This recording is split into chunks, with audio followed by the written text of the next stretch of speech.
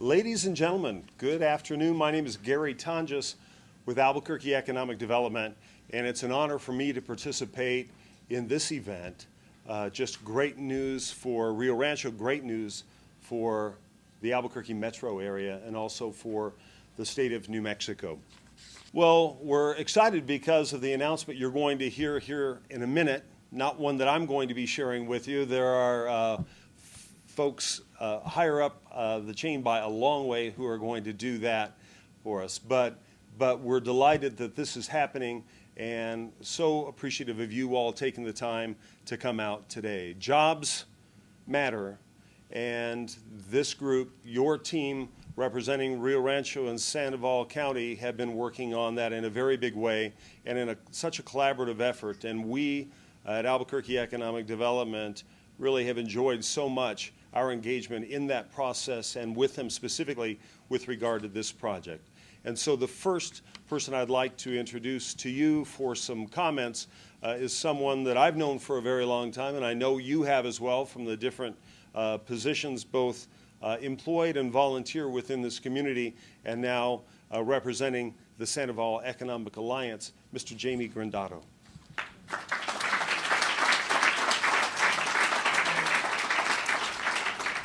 Well, it's a beautiful day here in New Mexico, and I've moved to New Mexico 30 years ago, and there's no better place, but today is even a better day. And the reason why is because Dan and his team, and I'm not going to reveal yet who, but Dan and his team have decided and chosen us to give us the privilege to come here. And I'm just so tickled pink that we have this opportunity here to serve this great business, this great company you're going to hear about. And I'm so looking forward to growing together between the community, between the economic development community, and also this company. I wanted to give a couple of shout outs. A project like this takes a lot of collaboration, and we're setting a new tone in the metro area and in New Mexico, which is collaboration. And I want to do a shout out for Gary and his staff, and a special shout out to Deb. I was going to tell, I told you I would highlight you, but Deb has worked tirelessly to work with this company to have that conversation with all of us across the metro area. The city of Rio Rancho, we have Matt Geisel. I just want to highlight his work on this. I'm thinking about, now since we have the bosses here, Sarah Herring on the JTIP program is accelerating. She's done an awesome job. We're going to go through that process on Friday. And the other thing that comes to mind is Workforce Connections and the Workforce Solutions Department and the Sandoval County team with Lorraine, who've helped us initially look at what talent we have here, and hopefully demonstrating that we can find really good talent. New Mexicans are hard workers, and I'm looking forward to really helping this company grow in New Mexico. To close out, I'll keep my remarks very short, I wanted to give you some thoughts about some industries.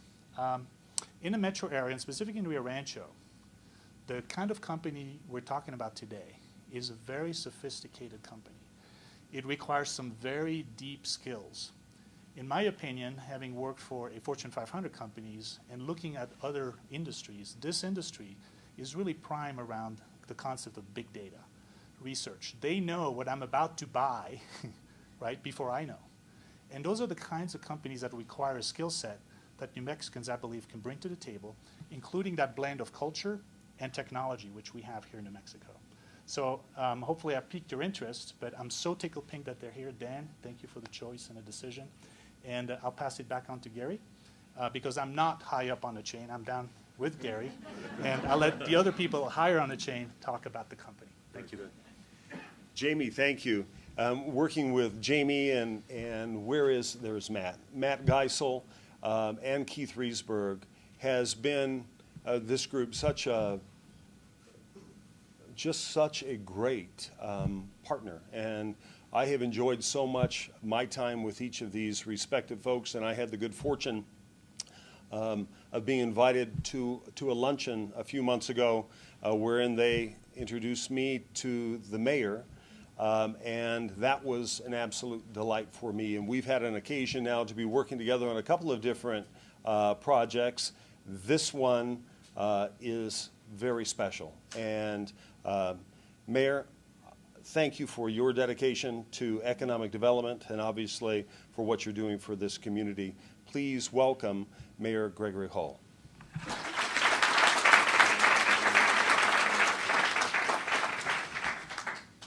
Well, I'm going to try to keep it brief as well because the exciting stuff is yet to come. But first off, I'd like to just welcome everybody. I'd like to welcome Dan and again, and the governor, Secretary Barella. Just welcome to Rio Rancho, and there's just exciting things on the home front. In Rio Rancho, we do pride ourselves on the high quality of life that our community affords to our residents, our businesses, and visitors alike. In order to grow and build on that quality of life, it is imperative that we grow our local economy. And here we're going to come to a number here, but the projected number. But this particular company is projecting to bring in the area of 400 jobs to the area, is what we're understanding. And that type of base economic activity is going to attract service industries. It's going to attract home buyers. It attracts economic development on all levels. And so not only is the direct employment critical, but the multiplier that it brings is absolutely critical. So we look forward to working closely with you. And Dan, I guess this is where I was instructed to announce that to welcome S&P Data to Rio Rancho as you start to establish a relationship. Dan, we look forward to working with you as a partner, as a neighbor, and as we build and work and we grow Rio Rancho and grow the community, invest in our economic development. We just look forward to a long and strong partnership with you, and we thank you for your dedication and your commitment to Rio Rancho.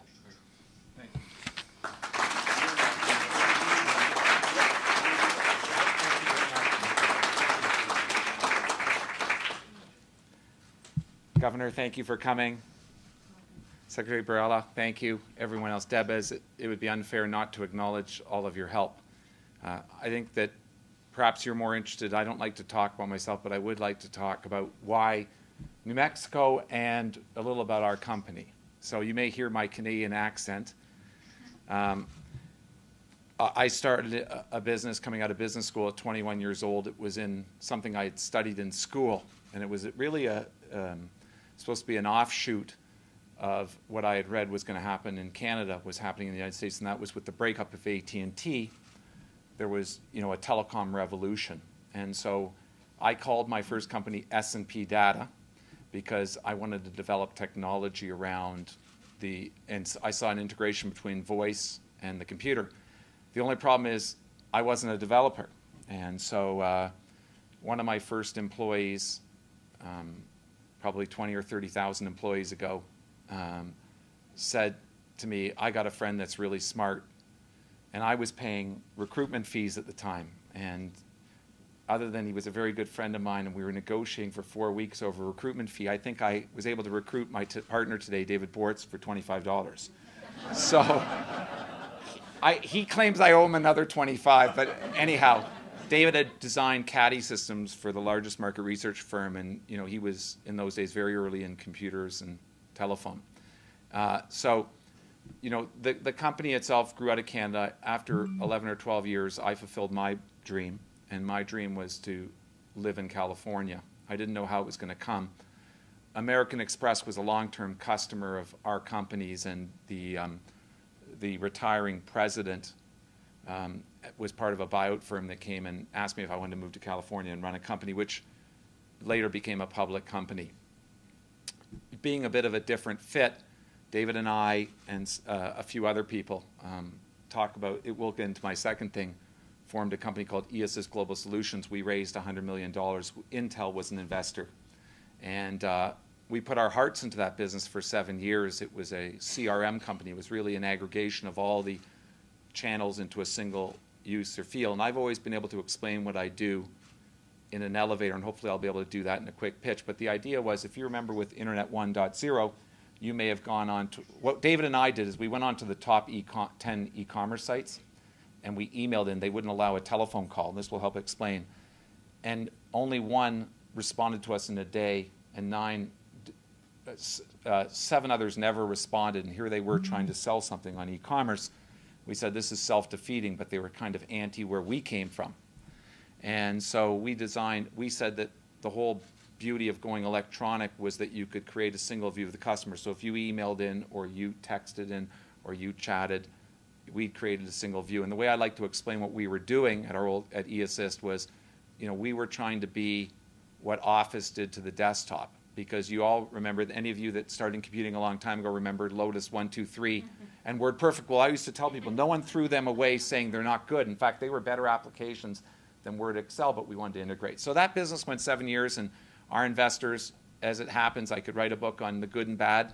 With any entrepreneur, it's always a fine line between success and failure. That business was sold, and David and I were sort of sitting there thinking, what are we going to do with our lives?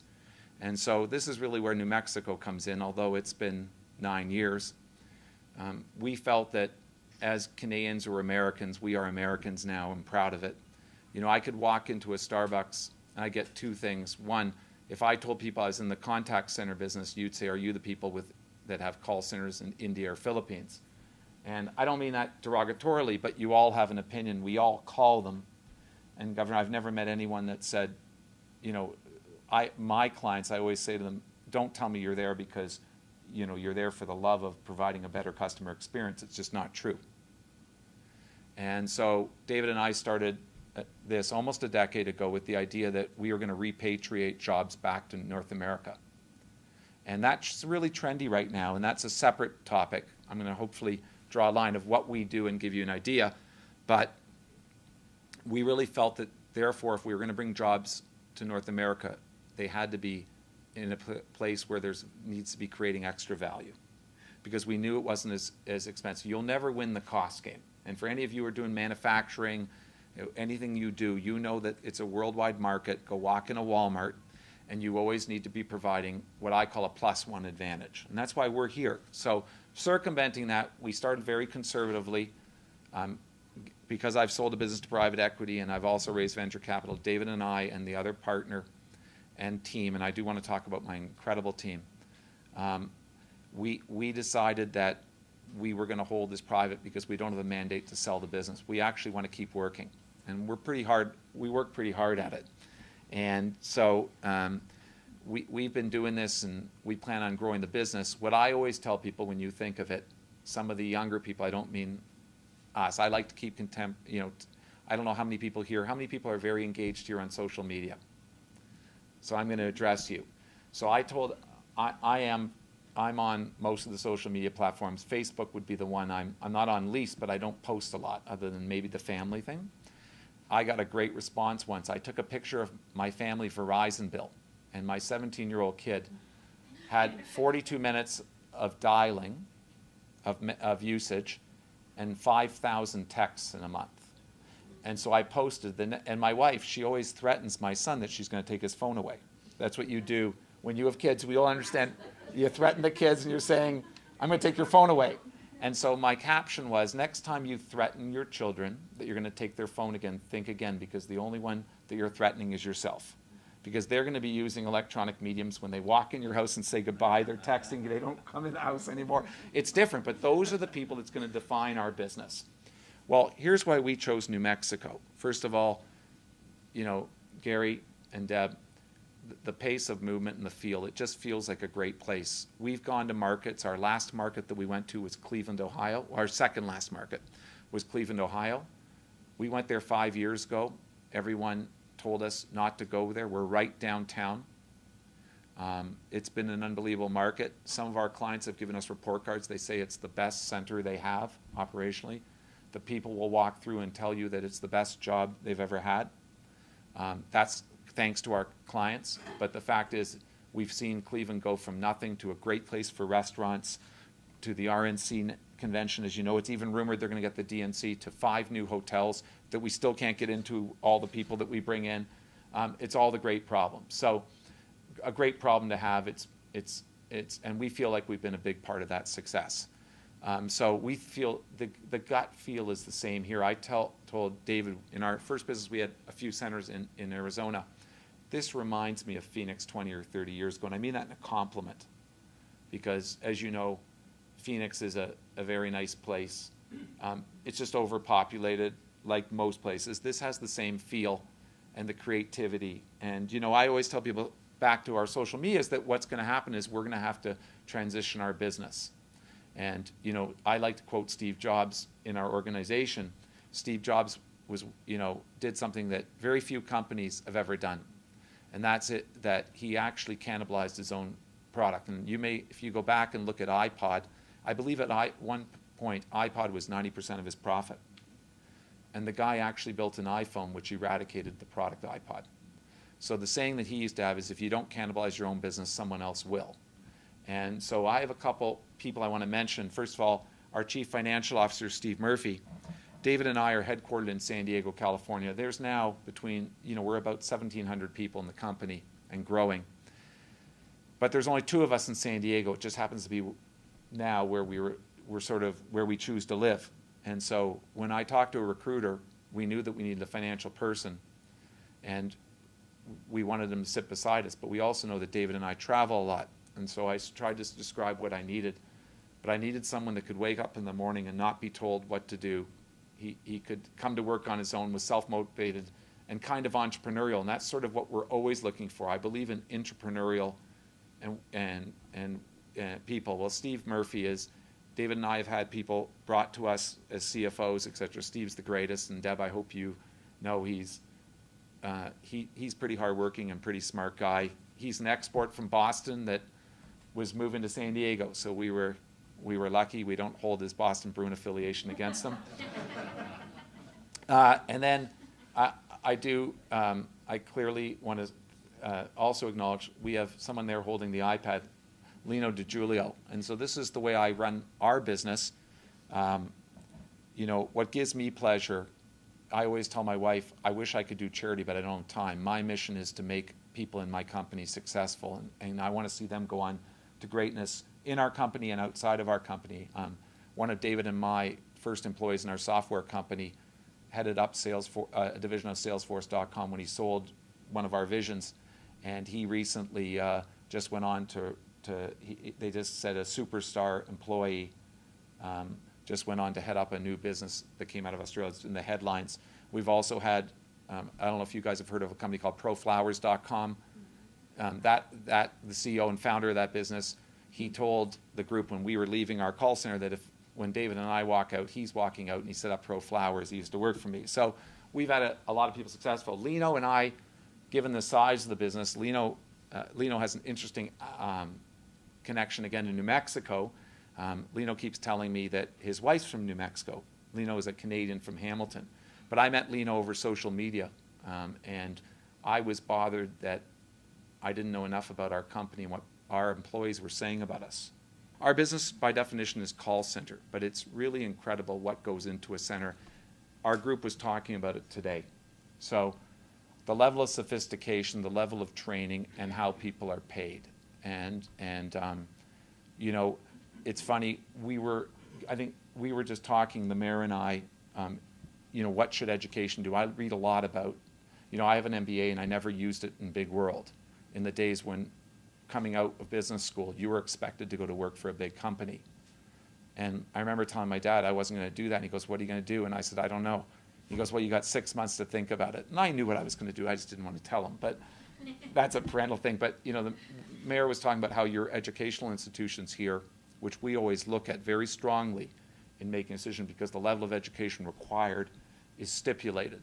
But that, you know, kids are coming out, as you know, in huge debt without specific goals.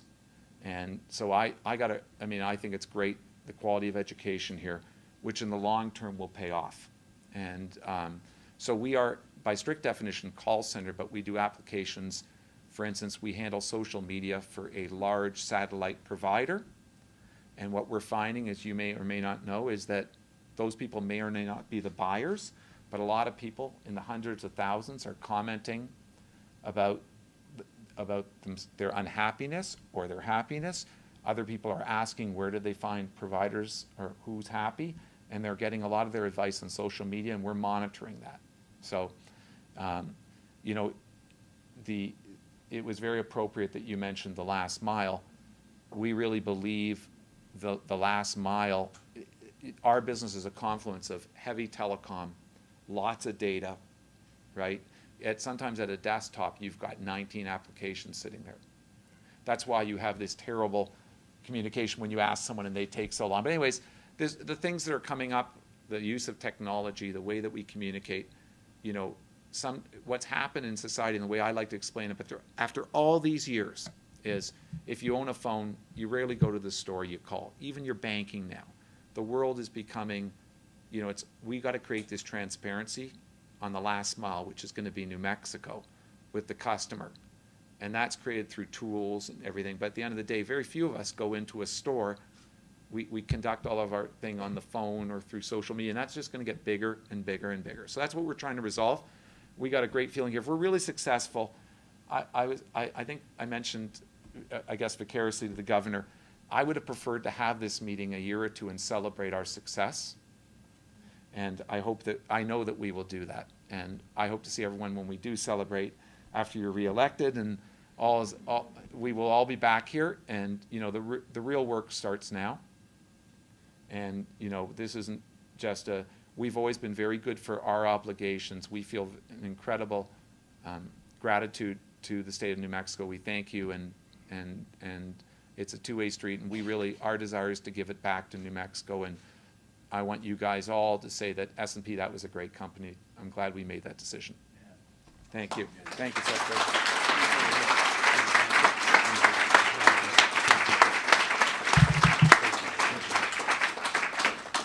Dan Plaschke, CEO, thanks very much. Dan and team, great to have you here. Look forward to seeing you move in. We'll help you unload boxes for you, whatever it is that you might need. My pleasure now to introduce to you yet another person who doesn't need an introduction. Gentleman that I usually find who is out on the road somewhere in the state, crisscrossing it with incredible frequency, trying to put together deals in other parts of New Mexico as well as here, and that is the Cabinet Secretary for Economic Development, State of New Mexico, Mr. John Barela.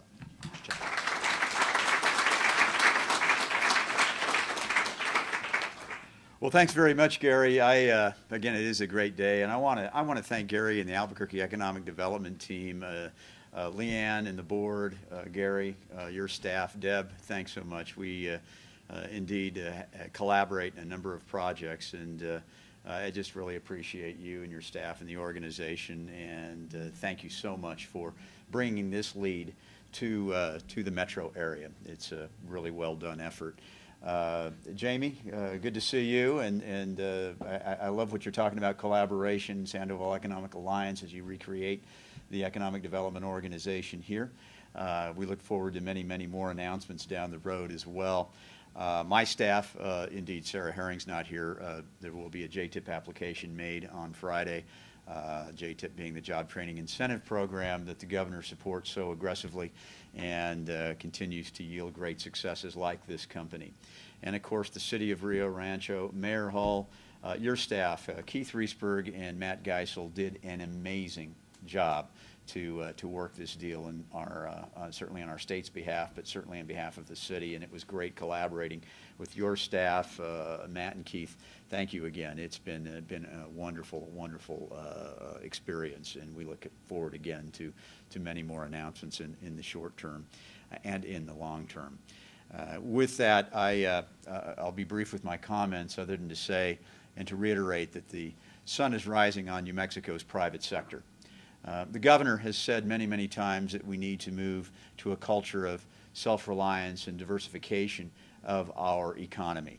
We need to move from an economy that's complacent and, quite frankly, dependent on the federal government. The government has called for moving from that culture of complacency and dependence on the federal government of one of competition and independence and self-reliance, and so that we can attract companies like this. Dan, I've got to tell you something. You and your team are exactly the kind of company that we love to have in New Mexico, and where we're going. 3.5 short years ago, we had the largest structural deficit in this state's history. And the governor, through her leadership, certainly bipartisan support of the legislature, were able to eliminate that deficit. She made a campaign promise in 2010 that she would not raise taxes on working men and women and on businesses like S&P and small businesses around the state. Taxes do matter. 3.5 short years ago, our pipeline was woefully empty. there were very few people looking at New Mexico for expansion or relocation. It was, honestly, 3.5 years ago, Governor, a different story. Today, our pipeline is filling, and filling very, very rapidly. As a matter of fact, in the last 2 weeks, the governor has announced over 1,000 private sector jobs in all parts of the state in various industries. The one thing in common, all private sector jobs, all great companies, all paying great wages, all with benefits, putting New Mexicans back to work. And the reason that's happening is because the leadership, it certainly takes teamwork, no doubt about it, but it takes a leader. And Governor Martínez has led in not only not raising taxes, but lowering them 24 times, balancing the budget, creating an air of fiscal responsibility, streamlining the regulatory environment, making sure that there are funds in the JTIP account, making sure that we have closing funds in the Local Economic Development Act, which helped close this project. All of these things make a difference in growing the private sector and making New Mexico more competitive. And without this governor's leadership and bipartisan support of the legislature, like good representatives like Lewis and Representative Woolley. By the way, Representative Woolley, I know you had a big district. He's from Roswell, by the way. I don't know. I didn't know it sprang all the way to Rio Rancho. But good bipartisan support of the legislators, we've been able to attract companies like this. My final comments before I introduce the governor are this. This is just the beginning. The next several weeks, you'll see some more announcements. All over the state in a variety of industries. All because of this governor's strong leadership and commitment to a competitive private sector, putting New Mexicans back to work, offering true hope and opportunity for our citizens. And ladies and gentlemen, with that, please help welcome the governor of the great state of New Mexico, the Honorable Susana Martínez.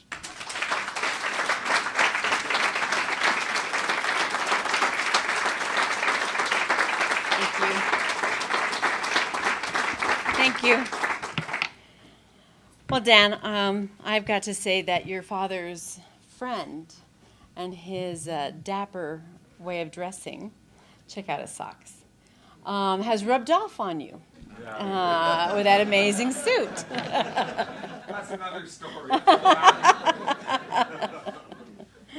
You know, it's so wonderful to be here in Rio Rancho today and to announce that S&P Data is locating here and creating 100 new jobs in its first year and a total of 425 jobs over the next few years. First off, I want to thank S&P Data and their CEO, of course, Dan Plashkis. Dan, we could not be happier that S&P has chosen New Mexico as its new location for your western expansion. I know that you will be extremely pleased here in Rio Rancho. You will not find a more dedicated and more talented workforce anywhere in the country than right here in New Mexico. I also want to recognize Mayor Hull, his city manager Keith Riesberg, and business development manager Matt Geisel. You all have been amazing, really amazing. As they were being mentioned, I mean, John just kept going, oh, you should have seen him do a great job. Oh, he did really a great job. I mean, you have done an amazing job in partnering and helping locate S&P Data in Rio Rancho. It's wonderful to be able to work with a community that has such a proactive, pro-business attitude. Mayor, thank you for having that leadership, as well as being able to work together to land good jobs in our state. But not just here, all over New Mexico. And that's what Dan was talking about, or Mr. Tonjes was talking about, is that John travels all over. Because it's important that we create jobs in the south and up in the northwest and in the northeast. And is that one of those things you mine? That's a new one. I can't even tell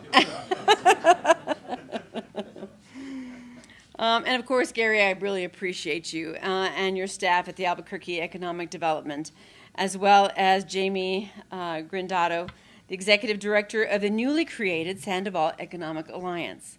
I really believe that working together, we multiply our ability to attract businesses, pull our resources together. You have a little bit of LITA, you have a little bit of LITA, we have LITA money. We pull it all together, then we have a good package that we can present to businesses. We have JTIP, maybe some other entity does not. But pulling those resources together, then we can really do good things for all of New Mexico. You know, we've worked hard to make New Mexico friendlier to companies like S&P Data. You bring new dollars into New Mexico through your investments and payroll, dollars that go into the pockets of our families, get spent at our local small businesses, and help, of course, our tax base grow. New Mexico continues to make important strides in improving our business climate and becoming more competitive. As I keep saying, New Mexico is open for business. Our focus continues to be on growing and diversifying our private sector economy to reduce our reliance, of course, on that dysfunctional federal government that we can't tell whether we're coming or going. And we're proud to have S&P as our latest partner in these efforts. During the last legislative session, I pushed to make sure that JTIP dollars became a permanent part of the state budget.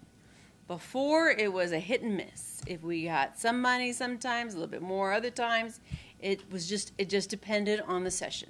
Now it is a permanent part of the state budget.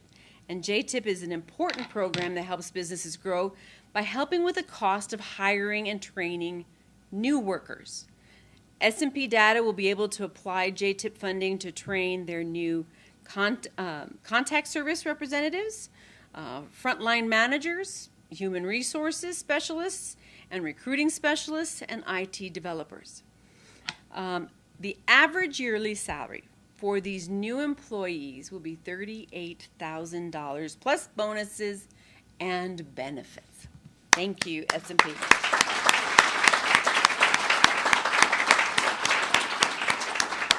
S&P's investments will include $4.4 million capital investment as they work to reach full capacity here in Rio Rancho. And to help with the upgrade of the facility, the state is providing $500,000 in Local Economic Development Act, or LITA funds. We are working hard to diversify our economy so we can reduce our reliance on funding, again, from that federal government, but those that we can rely on, which is our private sector. Because you're putting your capital at risk. And because you are putting your capital at risk, we understand that you're going to fight for the success of your business. And so we cannot be prouder. We have really tried very hard to diversify our economy. We brought industries to New Mexico from Turkey, Germany, California, and now someone who is originated from Canada. And we are thrilled to have you here and to invest in our state. New Mexicans will not let you down. We will produce, and we will be the best and the friendliest and great labor force right here in New Mexico. God bless you and much success.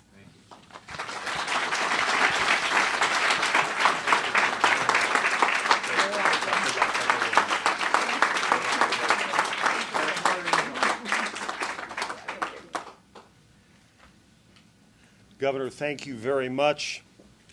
Dan, Mayor, ladies and gentlemen, very much appreciate everyone coming out this afternoon. We are adjourned.